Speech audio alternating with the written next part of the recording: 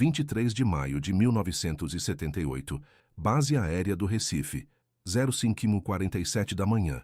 O aroma de combustível de aviação misturado ao ar salgado do litoral pernambucano pairava sobre a pista quando o capitão Arlindo Farias realizou sua última verificação nos instrumentos.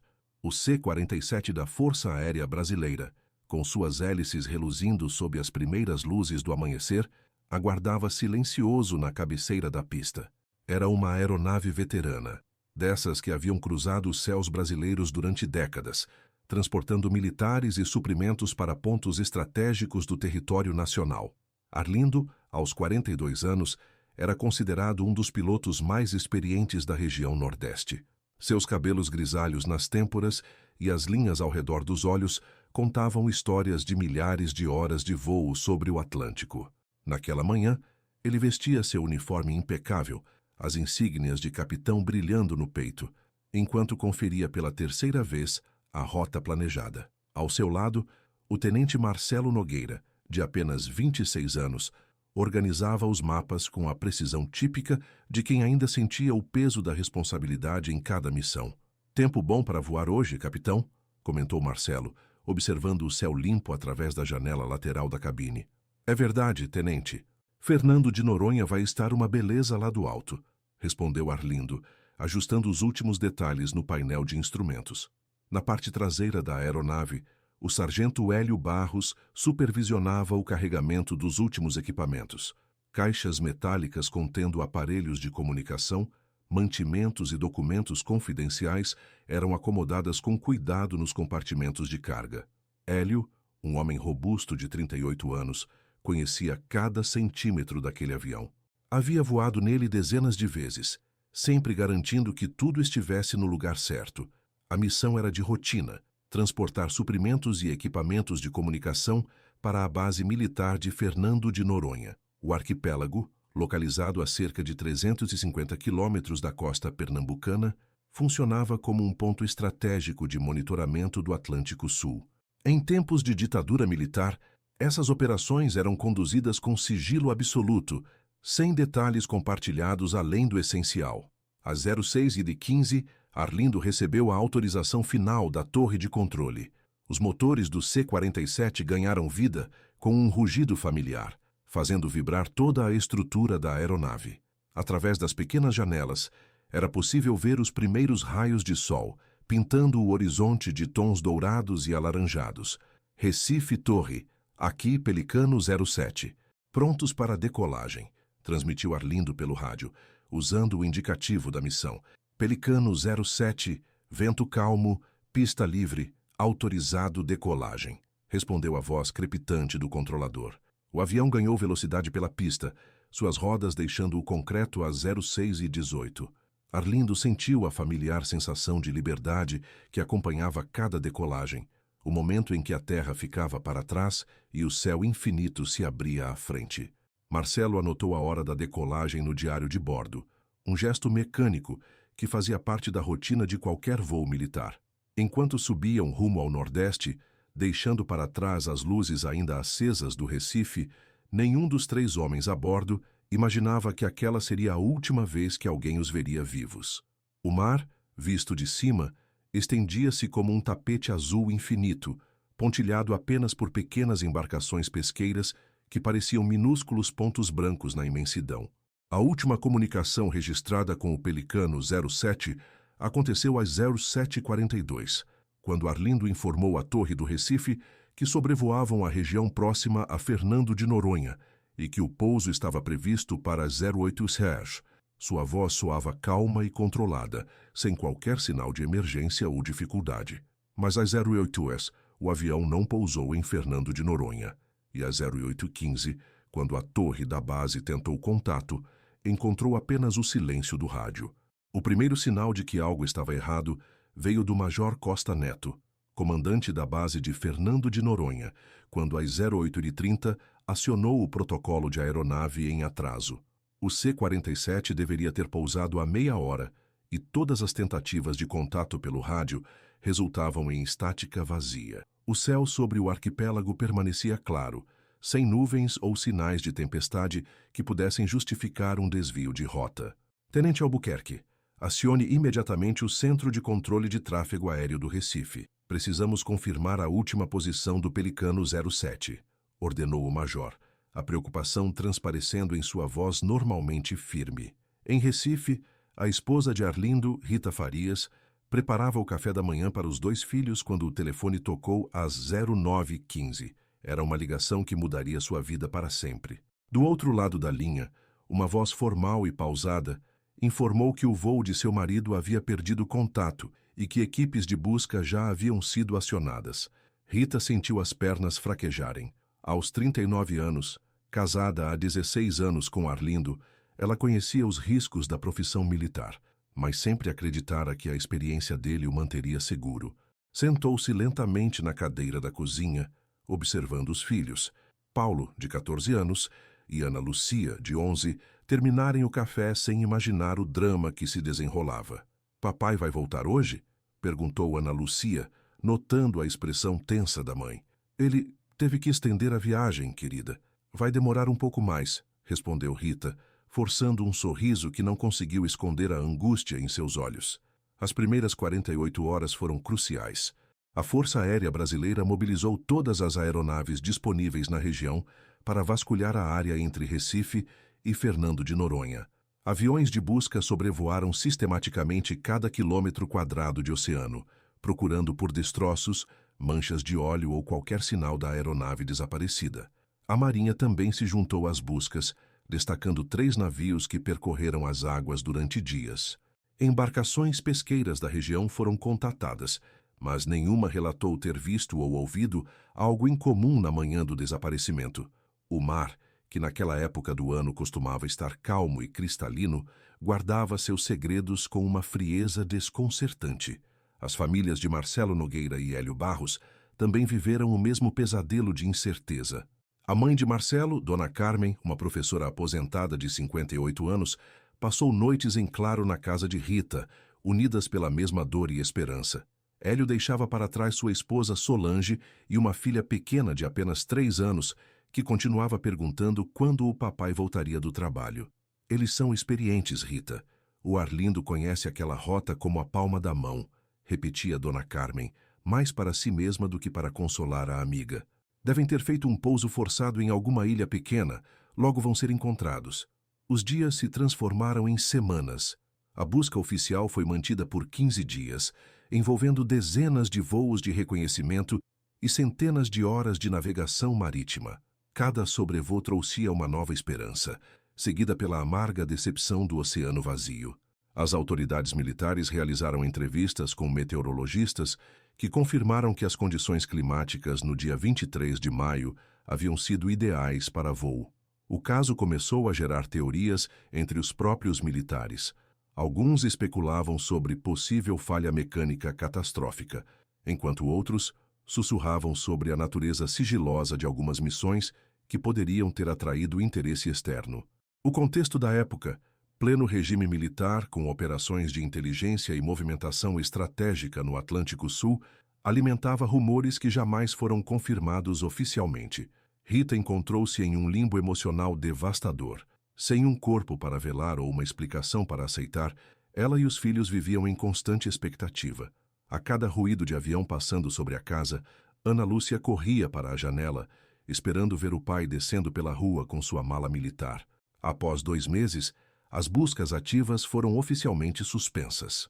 A Força Aérea declarou os 3 militares como desaparecidos em serviço, uma classificação que mantinha as famílias em uma situação legal complexa. Não eram viúvas, mas também não eram esposas. Não havia certidão de óbito, mas também não havia esperança real de retorno. A comunidade militar do Recife criou um fundo de apoio para as famílias, reconhecendo o sacrifício daqueles homens que desapareceram servindo ao país. Rita foi obrigada a encontrar trabalho para sustentar os filhos, aceitando uma vaga de secretária em um escritório de contabilidade. A rotina doméstica, antes organizada em torno dos cronogramas de voo de Arlindo, precisou ser completamente reconstruída. Os anos passaram lentamente. Paulo formou-se em engenharia e Ana Lúcia tornou-se professora, mas ambos carregavam a marca da ausência paterna. Nas datas comemorativas, a família mantinha um lugar vazio à mesa, uma tradição silenciosa que honrava a memória dos desaparecidos. A década de 1980 chegou sem respostas. O caso do Pelicano 07 havia se tornado mais uma página arquivada nos registros militares, lembrado apenas pelas famílias que continuavam esperando um milagre que nunca chegava. O mar continuava guardando seu segredo, impassível às lágrimas e orações daqueles que ficaram para trás. Fernando de Noronha, 14 de setembro de 2008, 08h30 da manhã. Eduardo Paixão ajustou a máscara de mergulho pela última vez antes de saltar da pequena embarcação. Aos 34 anos, ele era reconhecido como um dos guias de mergulho mais experientes do arquipélago, conhecendo cada formação rochosa, cada caverna submarina e cada corrente marinha da região. Naquela manhã ensolarada de setembro, ele acompanhava um grupo de mergulhadores alemães interessados em explorar as profundezas menos conhecidas ao sul da ilha principal. A água cristalina de Fernando de Noronha revelava sua clareza característica. Era possível enxergar até 40 metros de profundidade quando as condições estavam ideais. Eduardo conhecia aquela região específica há mais de 10 anos, mas naquele dia decidiu explorar uma área ligeiramente diferente, seguindo uma formação rochosa que se estendia como um cânion submerso. Enquanto descia lentamente, controlando sua respiração com a disciplina de quem acumulara milhares de mergulhos, Eduardo observou como a luz solar se filtrava através da água, criando um jogo fascinante de sombras e reflexos dourados. Aos 25 metros de profundidade, onde o azul do mar assumia tons mais profundos e misteriosos, ele notou algo que não parecia natural. Entre as rochas vulcânicas escuras que formavam o fundo marinho, havia estruturas metálicas parcialmente cobertas por corais e algas marinhas. A princípio, Eduardo pensou que fossem destroços de alguma embarcação pesqueira antiga, algo relativamente comum naquelas águas. Mas, conforme se aproximava, as formas começaram a fazer menos sentido para um barco convencional.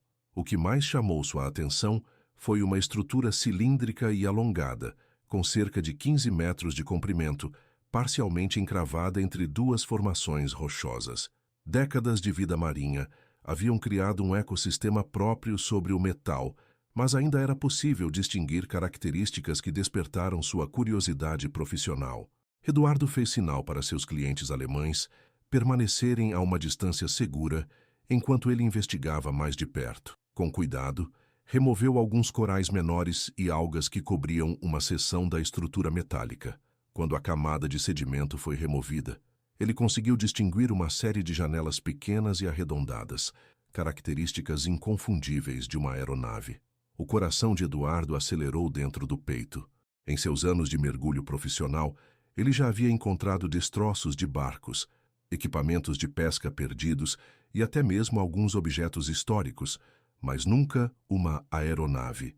A descoberta era extraordinária e potencialmente perigosa, pois destroços de aviões frequentemente continham combustível remanescente e outros materiais que requeriam cuidado especial. Utilizando sua câmera subaquática, Eduardo documentou meticulosamente sua descoberta. Fotografou a fuselagem parcialmente preservada, as janelas ainda intactas e o que parecia ser parte de um motor da aeronave.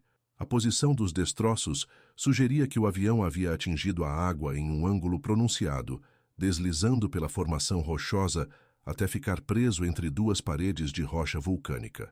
Quando retornou à superfície, após 45 minutos de mergulho, Eduardo sabia que havia feito uma descoberta que poderia ter implicações muito além do mergulho recreativo. De volta ao seu escritório em Fernando de Noronha, ele começou a pesquisar registros históricos de aeronaves desaparecidas na região.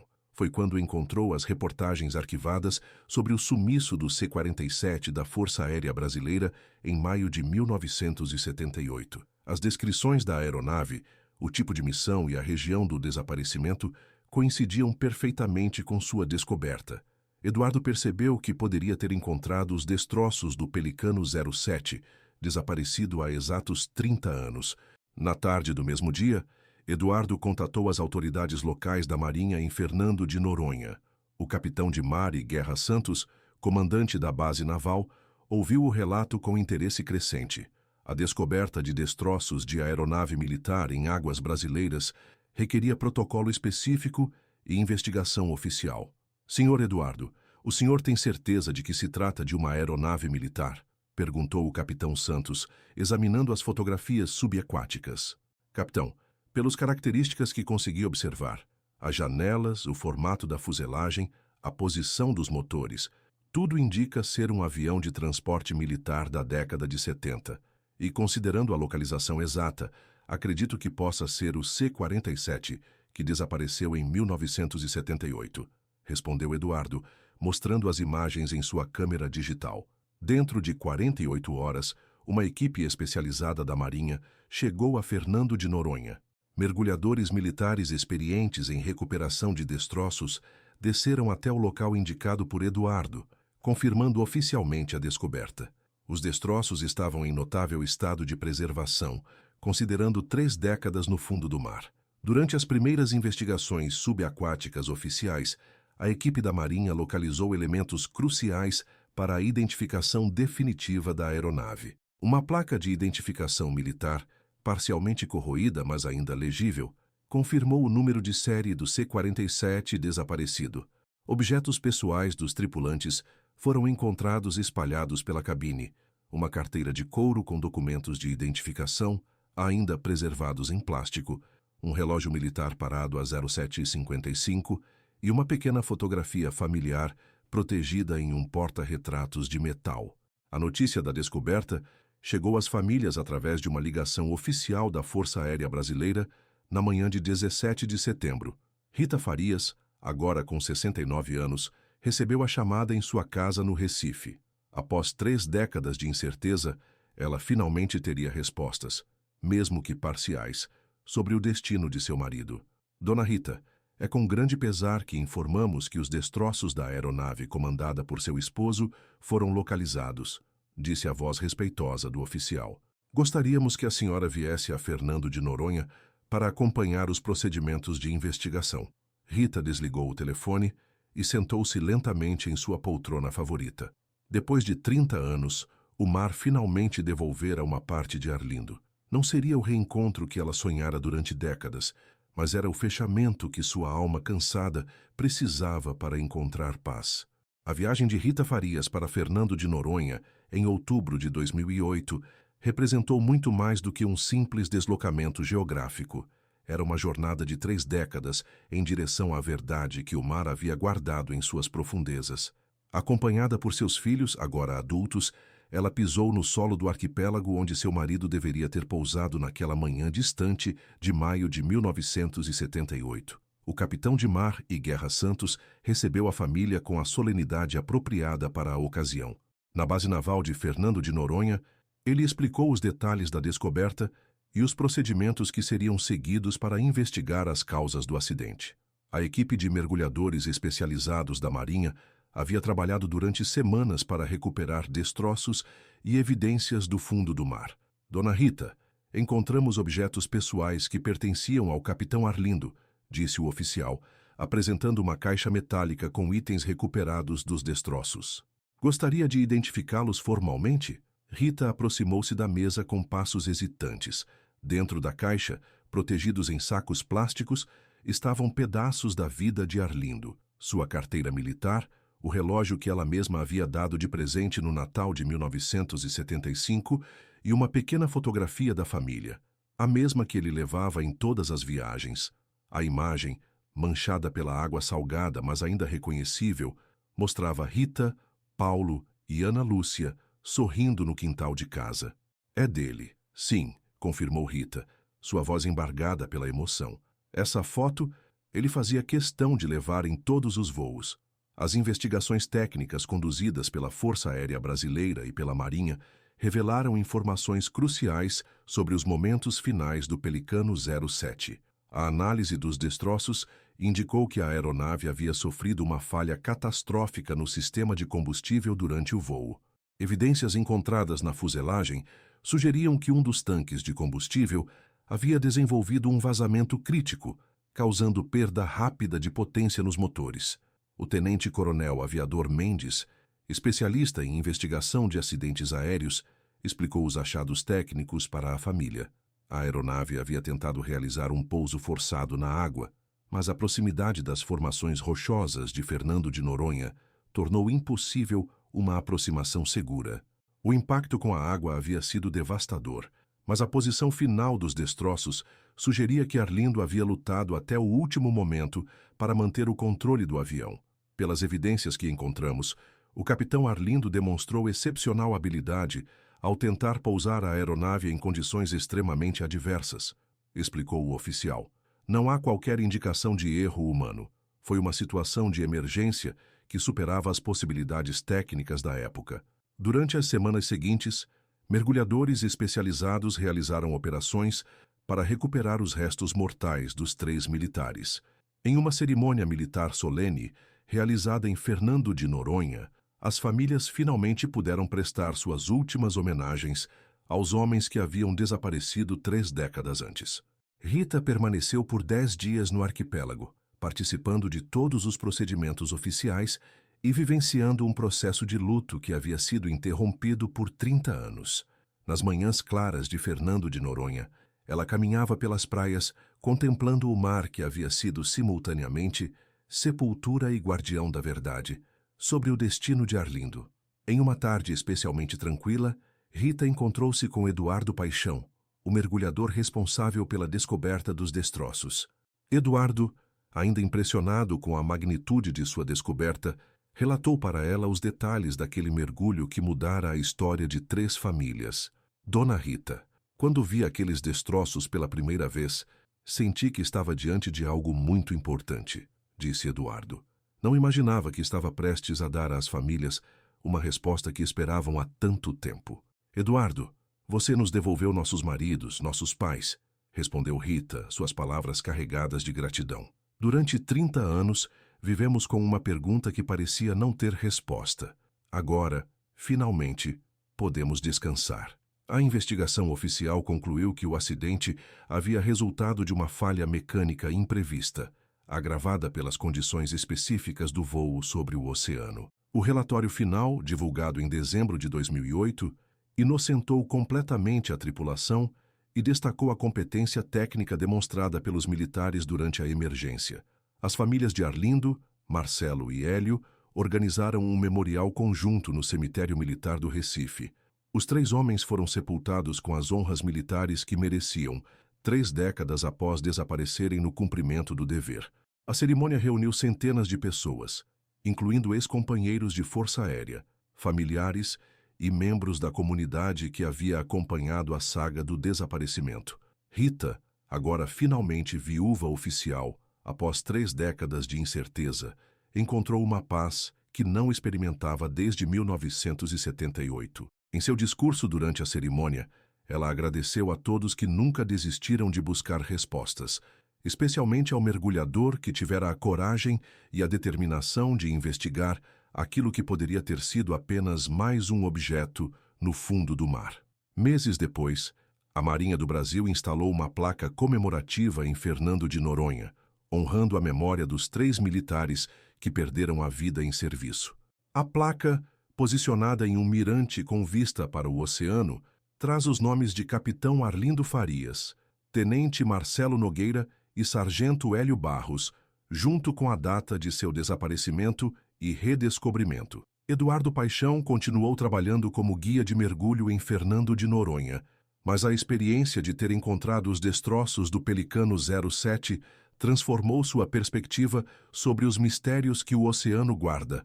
Ele passou a dedicar parte de seu tempo livre a pesquisar outros casos de desaparecimentos marítimos na região, consciente de que o fundo do mar ainda mantém segredos que podem trazer fechamento para outras famílias. A história do avião militar que sumiu em 1978 e foi encontrado 30 anos depois tornou-se um marco na investigação de acidentes aéreos brasileiros. Demonstrou como a persistência, a tecnologia e, às vezes, o acaso podem convergir para revelar verdades que pareciam perdidas para sempre. Rita Farias faleceu em 2015, aos 76 anos, tendo vivido seus últimos 7 anos com a certeza de que Arlindo havia cumprido seu dever até o fim. Em suas palavras finais sobre o caso, ela disse: "O mar guardou meu marido por 30 anos, mas quando chegou a hora certa, ele o devolveu para casa. Os destroços do C-47 permanecem no fundo do mar próximo a Fernando de Noronha, transformados em um recife artificial onde a vida marinha floresce. Mergulhadores ocasionalmente visitam o local, não apenas pela beleza natural, mas pela compreensão de que estão diante de um lugar onde 3 homens dedicaram suas vidas ao serviço do país. A descoberta dos destroços do Pelicano 07 encerrou um dos casos de desaparecimento mais longos da aviação militar brasileira, mas também levantou reflexões sobre quantos outros mistérios ainda aguardam, silenciosos e pacientes, nas profundezas dos oceanos que circundam nosso país.